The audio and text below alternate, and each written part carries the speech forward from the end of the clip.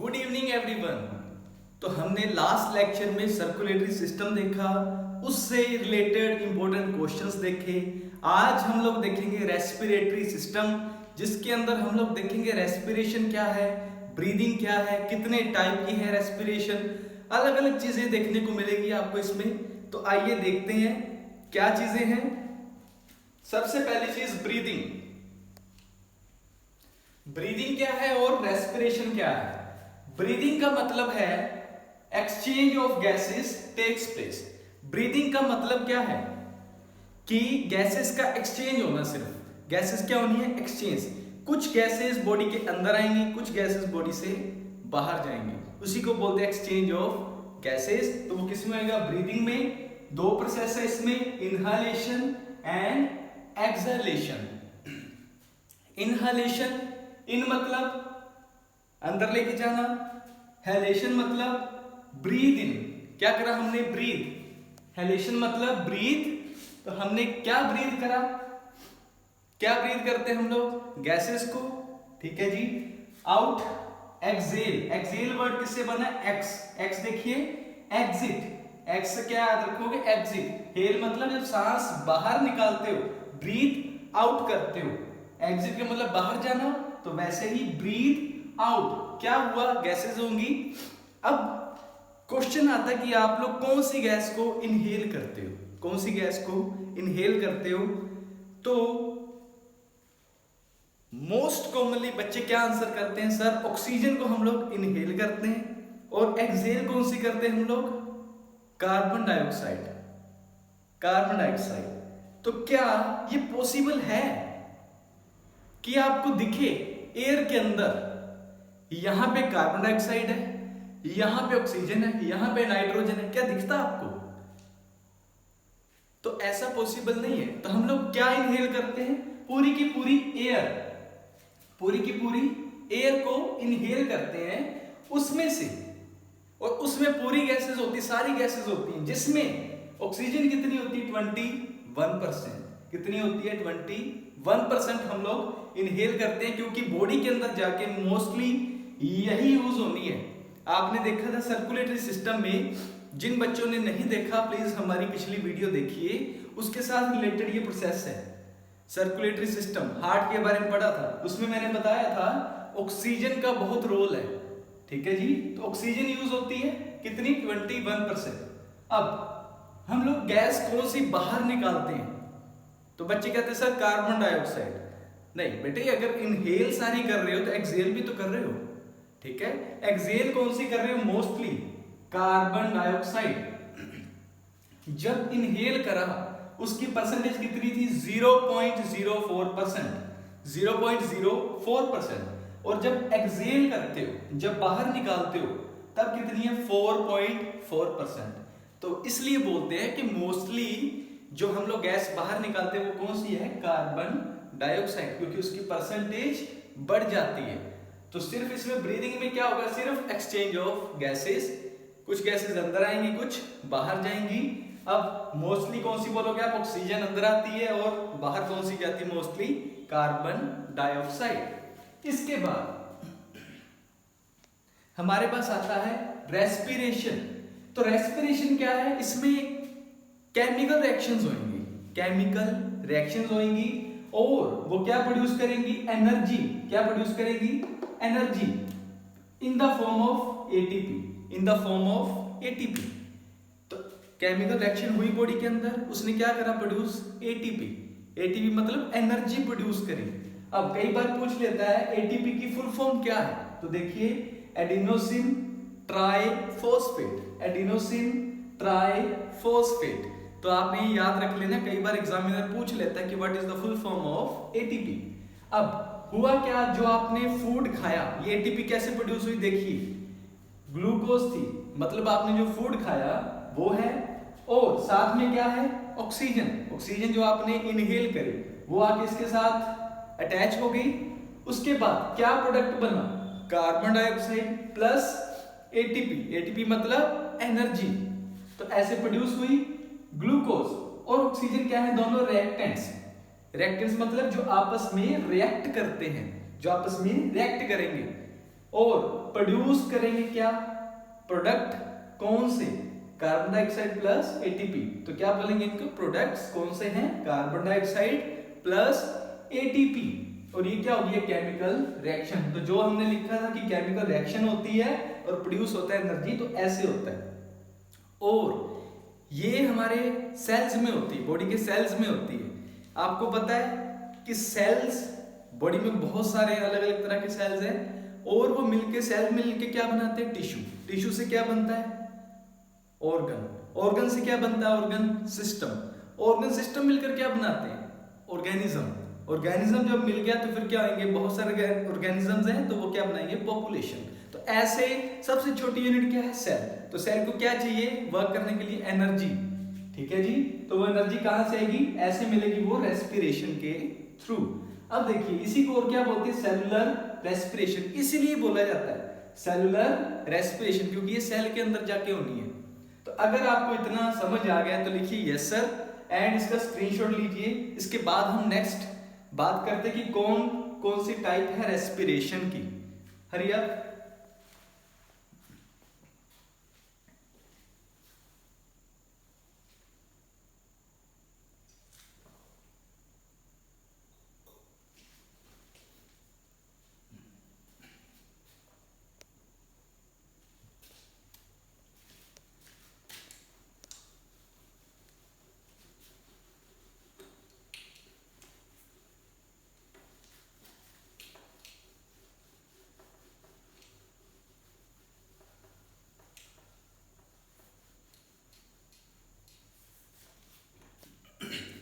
तो हमारे पास रेस्पिरेशन की दो टाइप्स हैं, कौन कौन सी, एरोबिक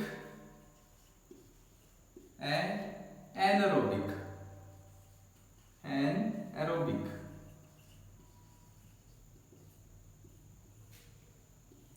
एरोबिक वर्ड से पता चल रहा है, एरो। Aero means air.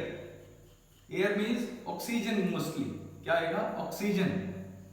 तो जिसमें ऑक्सीजन यूज होएगी, ऑक्सीजन चाहिए क्या प्रोड्यूस करने के लिए, एनर्जी प्रोड्यूस करने के लिए। क्या प्रोड्यूस करने के लिए, एनर्जी, टू प्रोड्यूस एनर्जी।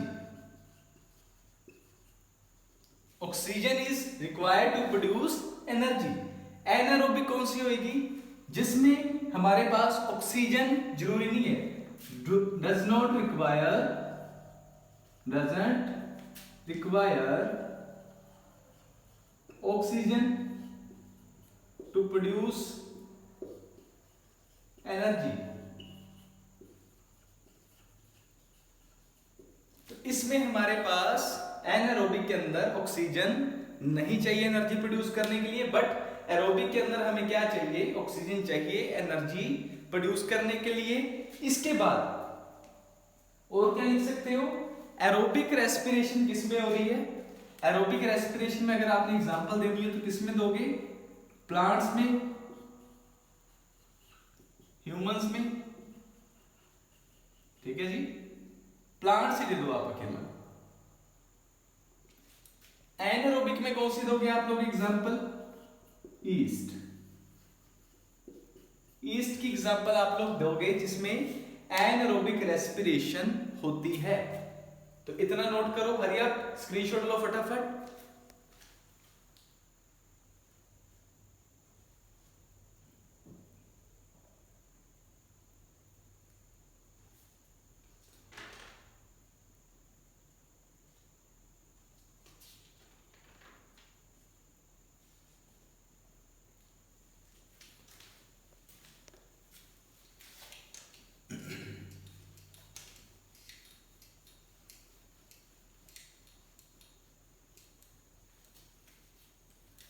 अब हम लोग देखेंगे रेस्पिरेशन होती कैसे है in humans. Respiration in humans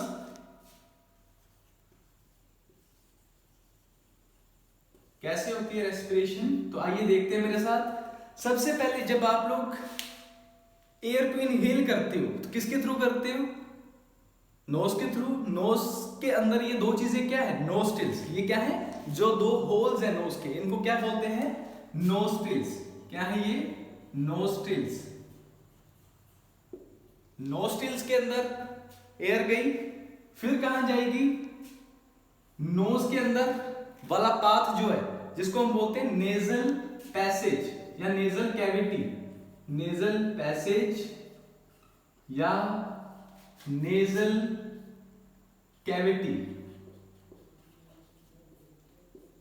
passage मतलब रास्ता, नोज का रास्ता जहां से एयर ने अंदर जाना है, यहां से क्या आई, एयर अंदर आई है, ठीक है जी। मतलब क्या आ रही है, मेनली एयर अंदर आ रही है, ठीक है जी, नेजल पैसेज के थ्रू। अब कहां जाएगी एयर ने, कहां जाना, अब कौन सा पार्ट आएगा हमारे पास, फेरिंग्स। कौन सा आएगा, फेरिंग्स, फेरिंग्स आएगा। फेरिंग्स ऐसा पार्ट है जहां से दो रास्ते डिवाइड होंगे। क्या होंगे, दो रास्ते डिवाइड होंगे। एक तो क्या निकलेगा हमारे पास, फूड पाइप, दूसरा क्या निकलेगा, विंड पाइप। क्या निकलेगा, विंड पाइप, ठीक है जी, विंड पाइप आएगी। अब यहां पे फेरिंग्स के बाद जो पार्ट आता है, विंड पाइप तो चलो थोड़ा सा नीचे आएगा, उससे पहले क्या आता है यहां पे, वो मैं आपको बता दूं, ये हमें जरूरत नहीं है फूड पाइप लिखने की, हमें अपने रेस्पिरेटरी सिस्टम को जानना है। तो हम लोग क्या लिखेंगे यहां पे, देखिए हमारे पास क्या आएगा यहां पे, इसके बाद लेरिंग्स। लेरिंग्स, लेरिंग्स मतलब वॉइस बॉक्स आपका, जहां से साउंड प्रोड्यूस होती है, वॉइस बॉक्स। क्या बोलते हैं इसको, वॉइस बॉक्स। लेरिंग्स को, जहां से आपकी साउंड जो हम बोलते हैं वो प्रोड्यूस होता है, क्योंकि एयर उसको चाहिए होती है आवाज प्रोड्यूस होने के लिए। तो देखिए लेरिंग्स में आई। लेरिंग्स के बाद हमारी एक पाइप आएगी, ठीक है जी, वो कौन सी पाइप है, उसे हम बोलते हैं विंड पाइप। क्या बोलते हैं, विंड पाइप। क्या है ये, विंड पाइप, या और क्या बोलते हैं इसको, trachea.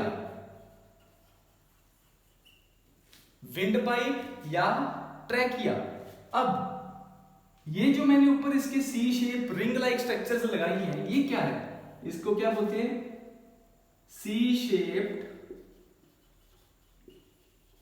Ring like structures.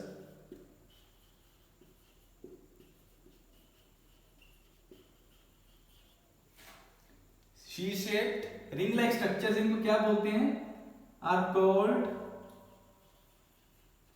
Cartilage. Cartilage, very important. Cartilage क्या चीज है, तो आप देखिए आपका जो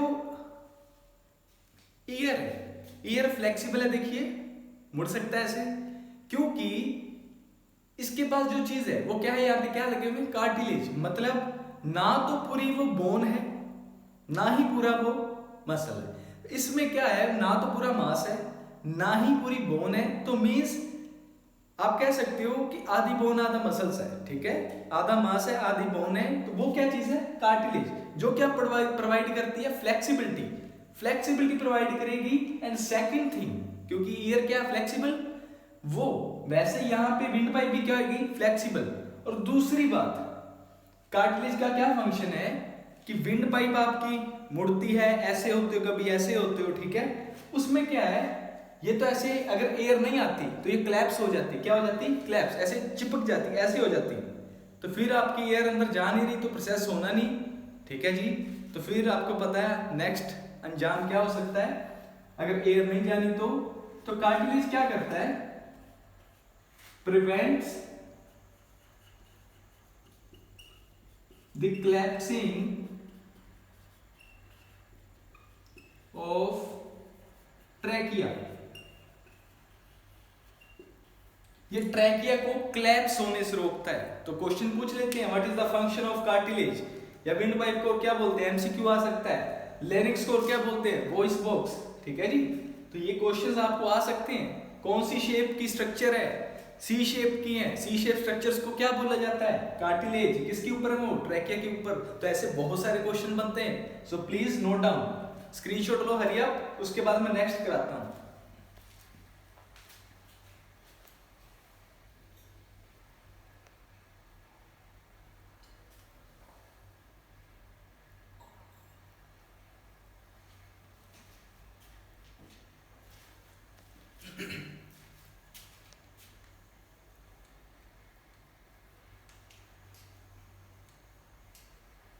अब देखिए हमारे पास नेक्स्ट क्या आएगा, यहाँ पे ट्रैकिया हो गया। अब क्या आएंगे हमारे पास, लंग्स। क्या आएंगे, लंग्स।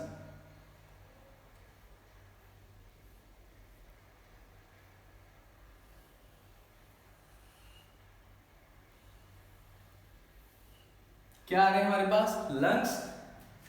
और ये क्या है, लंग्स, ठीक है जी। और दूसरी बात, इन लंग्स के बार बार ऐसे ना एक कैविटी बनी होती है। देखिए यहां पे क्या लगे हुए हैं,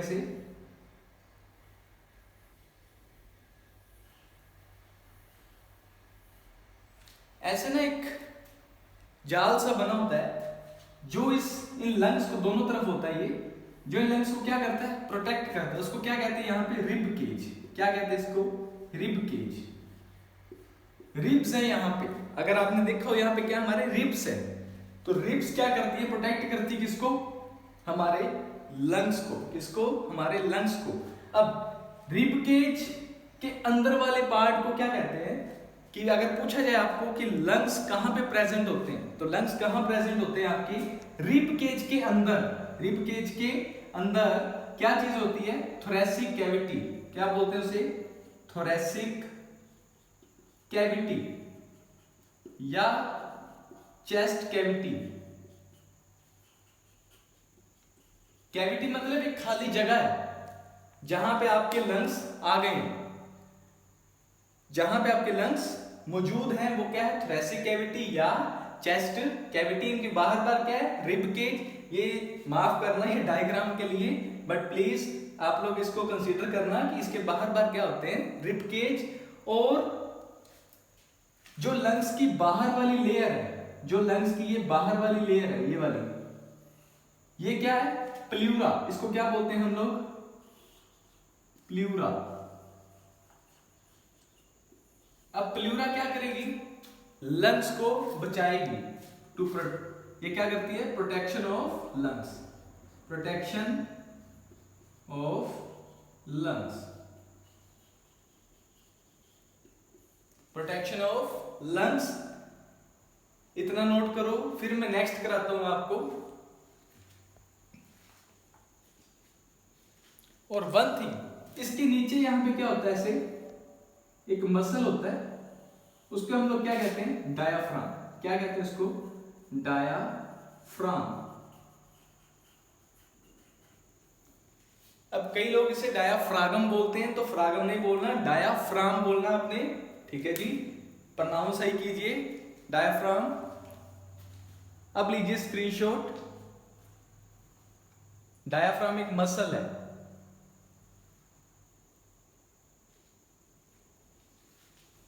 ओके, अब हम लोग बात करते हैं, ये हमने बनाया था यहाँ पे, रिब केज वगैरह तो हो गया, प्ल्यूरा भी हो गया।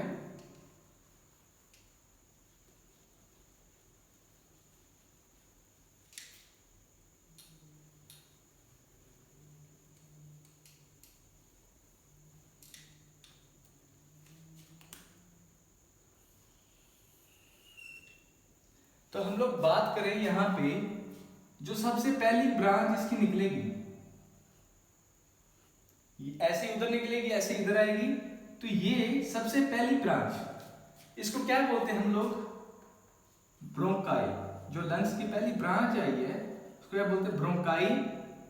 जब बहुत ज्यादा हो, ये प्लूरल फॉर्म में होता है। किस फॉर्म में होता है, प्लूरल फॉर्म, मतलब एक से ज्यादा। जब एक से ज्यादा हो तो क्या बोलेंगे, ब्रोंकाई। अगर अकेला होता तो क्या होता, ब्रोंकस। तो ब्रोंकाई इधर भी होगा उधर भी होगा, तो क्या ये ब्रोंकाई है। इसके बाद क्या आएगा, यहां पे नेक्स्ट ब्रांचेस निकलेंगी, ऐसे नेक्स्ट ब्रांचेस निकलेंगी, ठीक है जी, उधर भी निकलेंगी। तो इनको क्या बोलते हैं हम लोग, ब्रोंकियोल्स। क्या बोलते हैं, ब्रोंकियोल्स। ब्रोंकियोल्स किस फॉर्म में, प्लूरल फॉर्म में। अगर सिंगुलर होता तो क्या होता, ब्रोंकियोल। ब्रोंकियोल, ब्रोंकियोल्स है प्लूरल फॉर्म में। अब इसके ऊपर ऐसे बैलून लाइक शेप की कुछ चीजें हैं, ऐसे या कह लो बैग लाइक कह लो, या बैलून लाइक, या कह लो बैग लाइक स्ट्रक्चर है, जिनको हम लोग क्या कहते हैं, एल्वियोलाई, या कई लोग इसे एल्वियोली बोलते हैं, कई लोग इसे क्या बोलते हैं, एल्वियोली, क्योंकि ये बहुत ज्यादा होते हैं तो एल्वियोली प्लूरल फॉर्म, अगर अकेला होता तो एल्वियोलस, अगर सिंगुलर फॉर्म हो, एसएफ सिंगुलर फॉर्म, अगर सिंगुलर फॉर्म है तो एल्वियोलस, ज्यादा है तो एल्वियोलाई। तो आप लोगों ने एल्वियोलाई कह लो, एल्वियोली कह लो, जो मर्जी कह लो, ये कैसी शेप है इनकी, बैलून लाइक या बैग लाइक स्ट्रक्चर्स हैं, ये आपने याद रखना है। कई बार इस पे एमसीक्यू आ जाता है कि लंग्स के अंदर बैलून लाइक शेप किसकी होती है, तो आपने याद रखना है एल्वियोली की। अब एल्वियोली ही मेन पार्ट है जहां पे जाके exchange of gases takes place, जहां पे गैसेस ने एक्सचेंज होना है, जहां पे गैसेस ने क्या होना है, एक्सचेंज, तो यहीं पे होना आके। अब देखिए एयर आई कहां से, एयर गई नोस्ट्रिल्स से नेजल पैसेज या नेजल कैविटी, फेरिंग्स से दो रास्ते डिवाइड हुए, जिसमें से हमने एयर देनी थी, तो एयर किसमें आई, लेरिंग्स में, लेरिंग्स को क्या बोलते हैं, वॉइस बॉक्स। फिर कहां आई, विंड पाइप या ट्रैकिया, इसके ऊपर क्या लगे हुए थे, कार्टिलेज, ठीक है जी। फिर आई लंग्स में, लंग्स की पहली ब्रांच है जो जहां पे एयर जाएगी वो कौन सी है, ब्रोंकाई। फिर एयर किधर जाएगी, ब्रोंकियोल्स में, ब्रोंकाई से किस में आ गई, ब्रोंकियोल्स, ब्रोंकियोल से किस में आएगी, एल्वियोलाई के अंदर या एल्वियोली के अंदर, ठीक है जी। अब एल्वियोली के अंदर एयर आ गई, यहां से अब गैसेस ने एक्सचेंज होना है, आप इतना नोट करो, स्क्रीनशॉट लो, फिर मैं आपको एल्वियोली के अंदर बताता हूं कैसे oxygen and carbon dioxide exchange होंगी।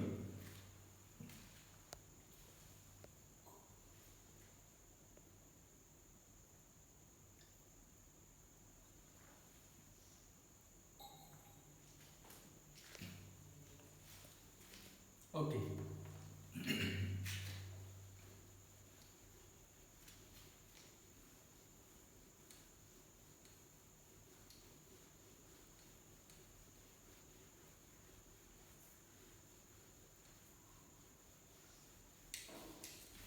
अब हम लोग देखते हैं एल्वियोली के बारे में,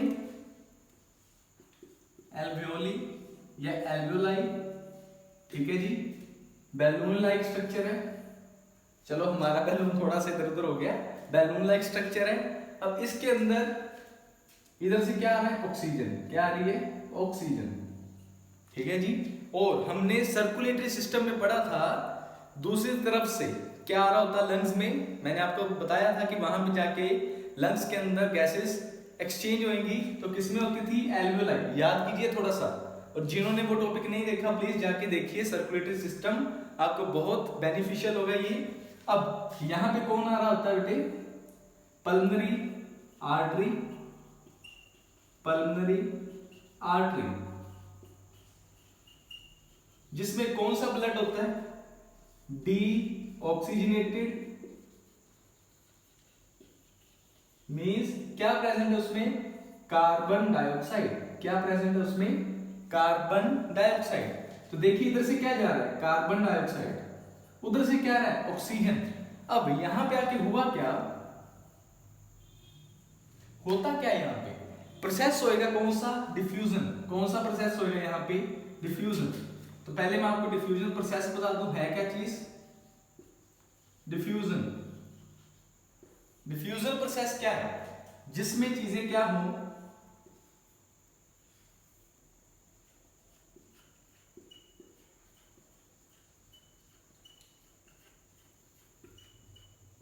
इधर चीजों की कंसंट्रेशन क्या है, हाई कंसंट्रेशन है, हाई कंसंट्रेशन, मतलब इधर क्वांटिटी ज्यादा, नंबर ऑफ पार्टिकल्स ज्यादा इधर।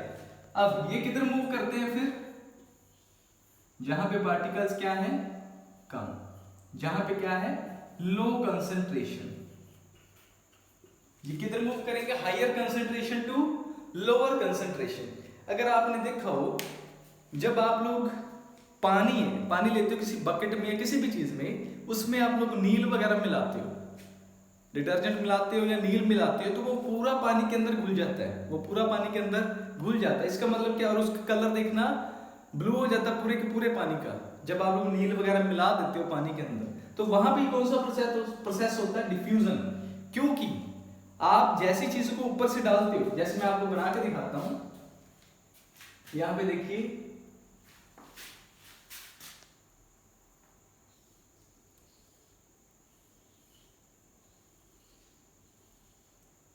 ये आप लोगों ने क्या करा, यहां पे वाटर लिया हुआ था, ठीक है जी। अब क्या इसमें पहले से कोई नील वगैरह डाली आपने, नहीं डाली। जैसे ही आप लोग यहां से नील पाउडर ऐड करते हो या नील को ऐड करते हो तो क्या होता है कि वो धीरे धीरे यहाँ पे क्या है, हाइयर कंसंट्रेशन किसकी, नील की। जो आप लोग पाउडर वगैरह डाल रहे हो, लिक्विड डाल रहे हो नील का, वो क्या है, ज्यादा अमाउंट में है और higher concentration, number of particle ज्यादा है। तो पूरी बकेट में तो नहीं है, वो धीरे धीरे किधर मूव करेंगे, बकेट में नहीं है। तो मतलब यहाँ पे क्या है, लोअर कंसंट्रेशन। क्या है, लोअर कंसंट्रेशन।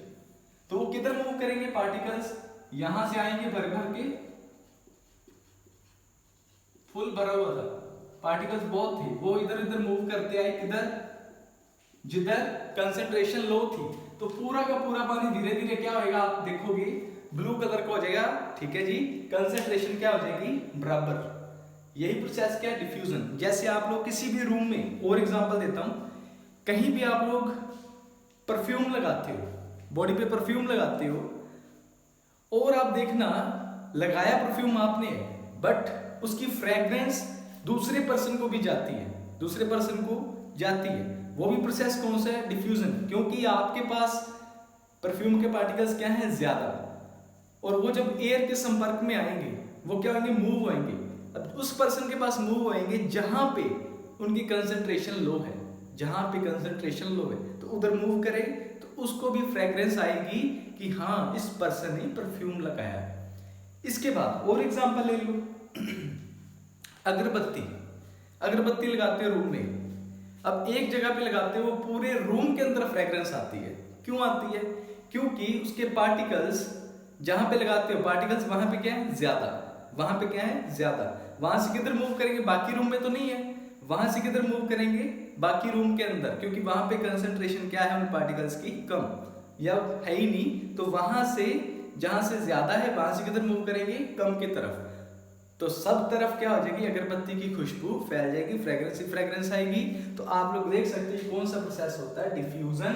यही हमारे, वापिस आइए, यही हमारे किस में होता है, एल्वियोलाई में या एल्वियोली के अंदर। अगर आपको डिफ्यूजन प्रोसेस समझ आया तो मेरे को यस सर लिख के बताना जल्दी से, और नोट कर लो ये डिफ्यूजन प्रोसेस है क्या, जब चीजें हायर कंसंट्रेशन से लोअर कंसंट्रेशन की तरफ मूव करें।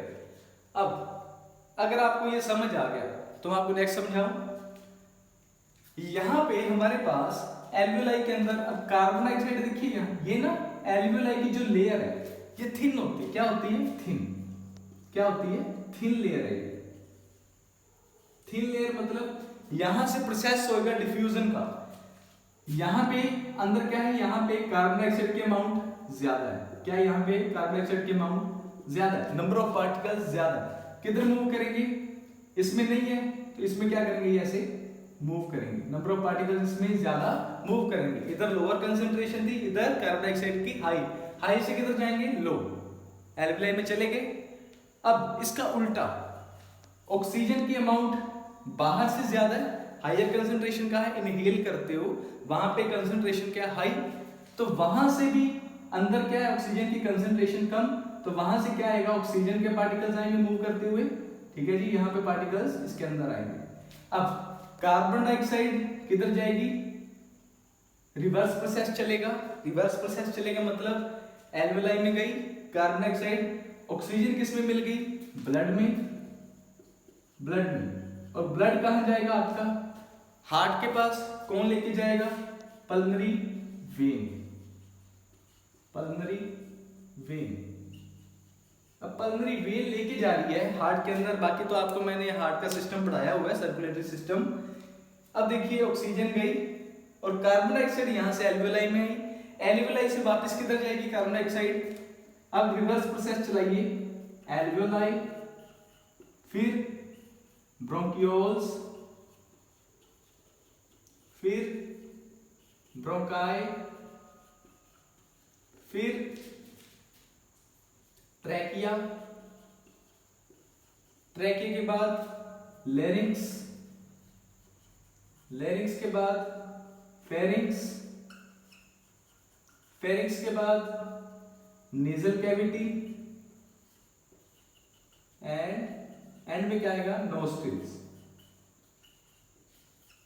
और क्या बात चली जाएगी, कार्बन डाइऑक्साइड। तो देखिए ऐसे आपका रिवर्स में भी प्रोसेसर जाएगा।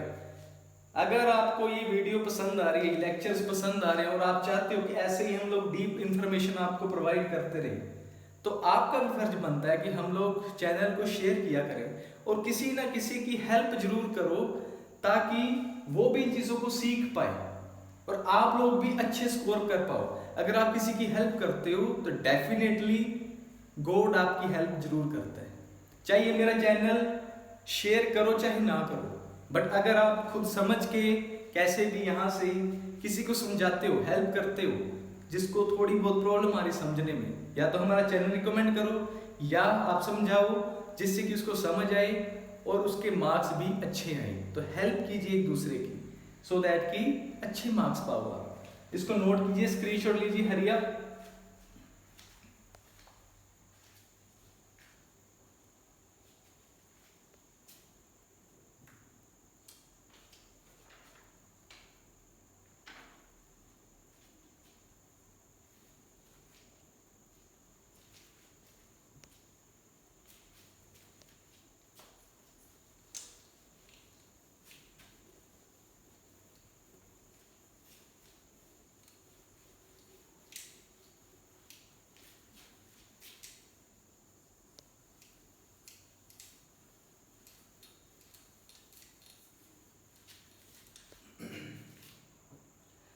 अब देखिए ब्रीदिंग के टाइम पे हम लोग कितनी ऑक्सीजन इनहेल करते हैं, 16%, सॉरी 21%।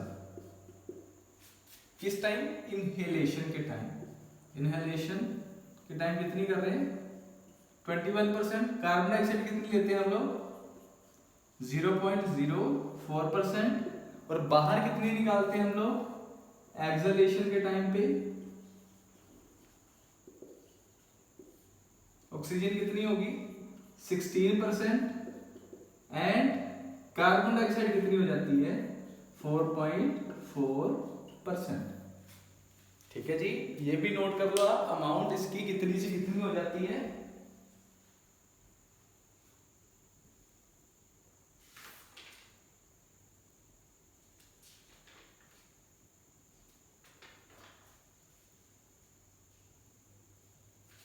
अब इसके बाद हम लोग करेंगे कि डायाफ्राम। मैंने आपको एक डायाफ्राम लिखाया था, ठीक है जी। लंग्स के नीचे क्या था, डायाफ्राम, डायाफ्राम।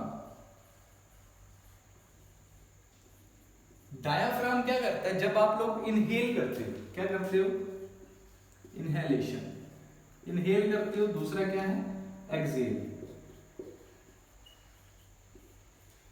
तो देखो करके, इनहेल करते हो तो ये लंग्स के नीचे वाला पार्ट कौन सा है, डायाफ्राम। उसके नीचे क्या आ जाएगा आपका, डाइजेस्टिव सिस्टम, क्या आ जाएगा, स्टमक वगैरह आ जाएगा।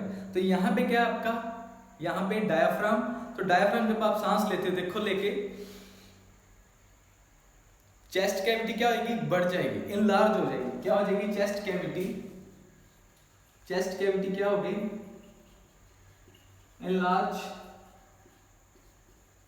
फूल गई, ताकि मैक्सिमम एयर अंदर आए, मैक्सिमम एयर अंदर आए।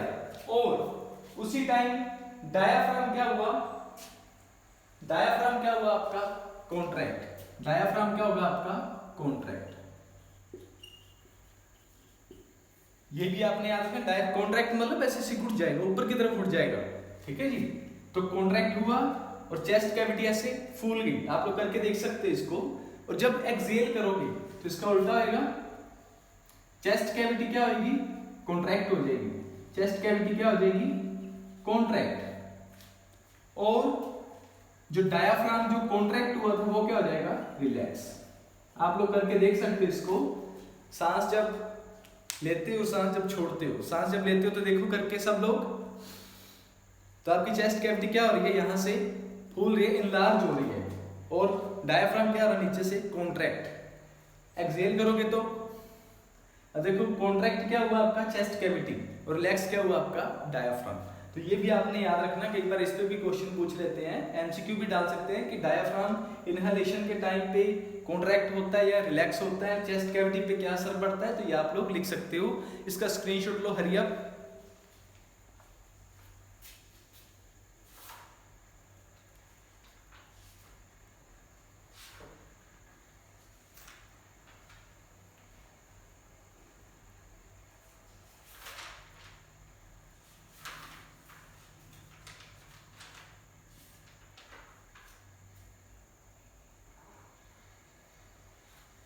अब इसके बाद हमारे पास आता है, हमने पढ़ा था एरोबिक एंड एनारोबिक रेस्पिरेशन।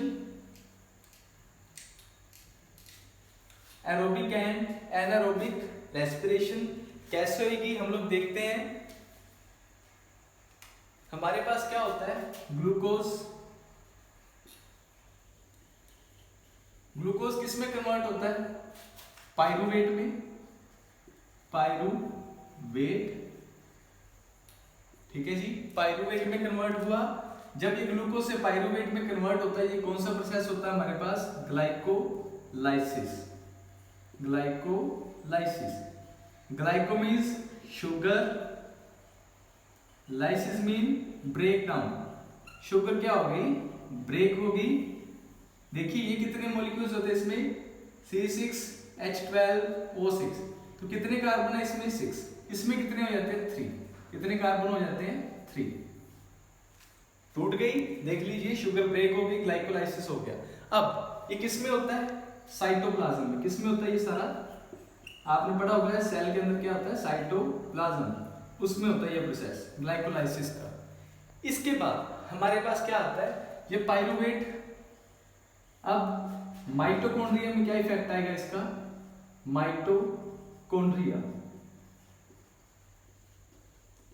तो माइटोकॉन्ड्रिया के अंदर ये कौन से प्रोडक्ट बनाएगा, देखिए हमारे पास एक तो बनाएगा कार्बन डाइऑक्साइड, दूसरा क्या बनाएगा हमारे पास वाटर, साथ में क्या बनाएगा ये एटीपी। कितने मॉलिक्यूल्स, 38 मॉलिक्यूल्स ऑफ एटीपी। ये कौन सी रेस्पिरेशन है, एरोबिक। कौन सी है, एरोबिक। तो एरोबिक रेस्पिरेशन माइटोकॉन्ड्रिया में हो रही है सेल के, और क्या प्रोड्यूस कर रही है, carbon dioxide, water and 38 molecules of ATP. 38 molecules of ATP produce हो रहे हैं, ठीक है जी। अब दूसरा क्या हमारे पास, एनएरोबिक रेस्पिरेशन। एनएरोबिक अब किस में होगी, क्या पढ़ रहे हैं हम लोग, एनारोबिक। एनारोबिक के अंदर क्या होएगा, ये किस में हो रही है, ईस्ट में। किस में हो रही है, ईस्ट में। ईस्ट में बताई थी मैंने आपको, तो ईस्ट में हो रही है। ये क्या प्रोड्यूस करेगी, कार्बन डाइऑक्साइड तो प्रोड्यूस होगा ही होगा, और साथ में क्या प्रोड्यूस होएगा यहाँ पे आपके पास, एटीपी। क्या प्रोड्यूस होएगा, एटीपी प्रोड्यूस होएगा। और क्या प्रोड्यूस हो रहा है यहाँ पे, इथेनॉल। इथेनॉल क्या प्रोड्यूस होएगा यहाँ पे, इथेनॉल। और इसके बाद लास्ट एनारोबिक की टाइप ही है। ये कब होता है, जब इथेनॉल प्रोड्यूस होता है। ये कौन सी रेस्पिरेशन है, एनएरोबिक। अब दूसरी टाइप इसमें कौन सी है, लैक्टिक एसिड प्रोड्यूस होएगा। Lactic acid plus ATP produce होएगी। आपने देखा ना, ये मसल्स में होगी, किसमें, मसल्स में। तो मतलब ह्यूमंस में ये, तो हमारे बॉडी में क्या प्रोड्यूस हो जाता है, लैक्टिक एसिड। अब लैक्टिक एसिड आपने देखा कई बार जब प्लेयर्स, या हम लोग, प्लेयर्स तो नहीं मेनली, हम लोग जब भागते हैं, जिनको दौड़ने की आदत नहीं है वो भागेंगे, तो क्या होगा, अचानक से उनके क्रैम्प्स बन जाते हैं। क्या बनते हैं, क्रैम्प्स। क्योंकि उस टाइम हार्ट बीट क्या हो जाती है, फास्ट। ऑक्सीजन क्या चाहिए होती है, ज्यादा।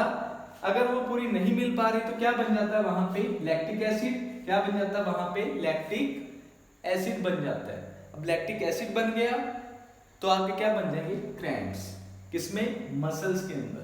तो ये आपने याद रखना है। और ये कितने एटीपी के मॉलिक्यूल बनते हैं एनारोबिक के अंदर, सिर्फ और सिर्फ 2 मॉलिक्यूल्स ऑफ एटीपी, ये भी आपने याद रखना है। एनारोबिक में कितने बनेंगे, सिर्फ 2 मॉलिक्यूल्स ऑफ एटीपी, और एरोबिक के अंदर 38 मॉलिक्यूल्स ऑफ एटीपी।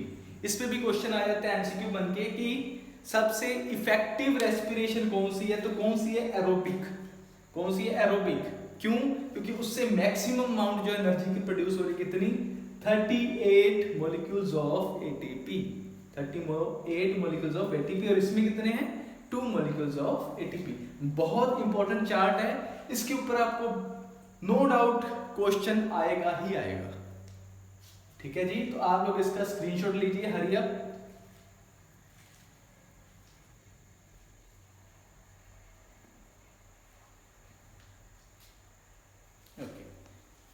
तो आप सबका थैंक यू, आप लोग अच्छा प्यार दे रहे हो हमारे चैनल को, ऐसे ही देते रहिए और अपने दोस्तों तक पहुंचाइए इस चैनल को, ताकि हम डीप नॉलेज सबके साथ शेयर कर सकें और वो भी अच्छे मार्क्स ले सकें।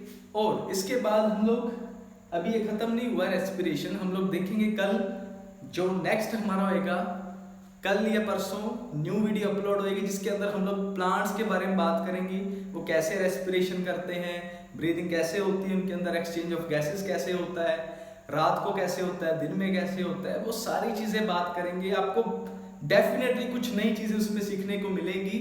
So don't miss that lecture, and आपने रूटीन में लगाते रहना लेक्चर्स अपने, और बाकी क्लासेस के लेक्चर्स भी हम लोग अपलोड करेंगे।